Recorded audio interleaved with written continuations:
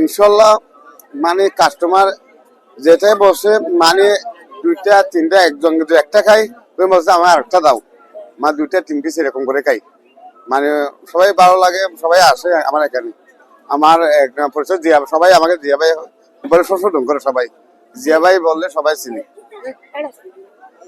আমি মূলত কাজ করি, একটার দিকে আসি, রাত 10টার সময় আমি চলে যাই, সবকিছু করে 10টা 11টার দিকে চলে যাই। আর যেগুলো আছে এগুলো রফিক ভাই এরা মানে আমার এগুলো এরা সবাই ম্যানেজ করে আর কি। আমি 11টার দিকে নুডলস, স্যান্ডউইচ, চিংড়ি মাছ, কাঁকড়া, বড় মাছ, চিকেন ফ্রাই এগুলো করছি আজকে। কাস্টমার ইনশাল্লাহ ভালো পাইছি। কাঁকড়া তো একটু চাহিদা বেশি।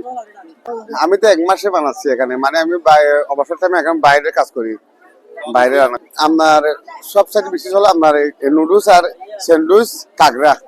কাঁকড়া চাহিদা একটু বেশি, কাস্টমার কাঁকড়াটা বেশি খাই।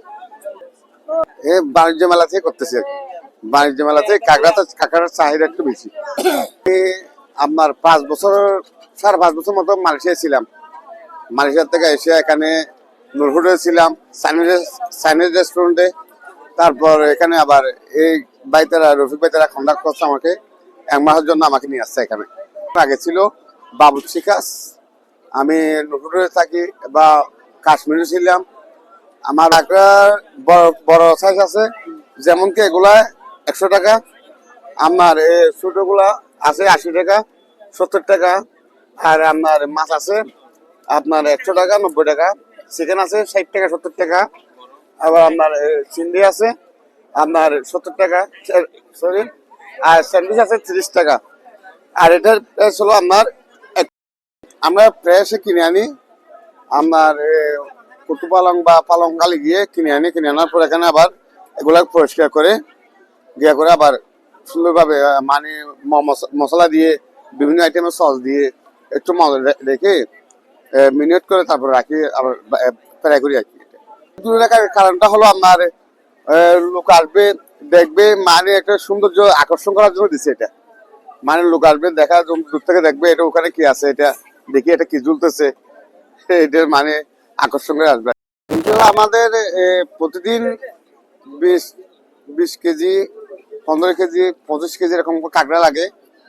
দিনেরটা দিনে আনি আমরা ফ্রেশ, যেটা মানে গিয়া করি, কখনো মানে বাসি খাবার আমরা বিক্রি করি না। আমার এটা কাজ শেষ হওয়ার পর আমি করি বাবুর্চি কাজে চলে যাবো। আবার বিভিন্ন বিয়ে অনুষ্ঠান, বিভিন্ন আকিকা অনুষ্ঠান আছে, এরকম অনুষ্ঠান আমি কন্টাক্টে যাই।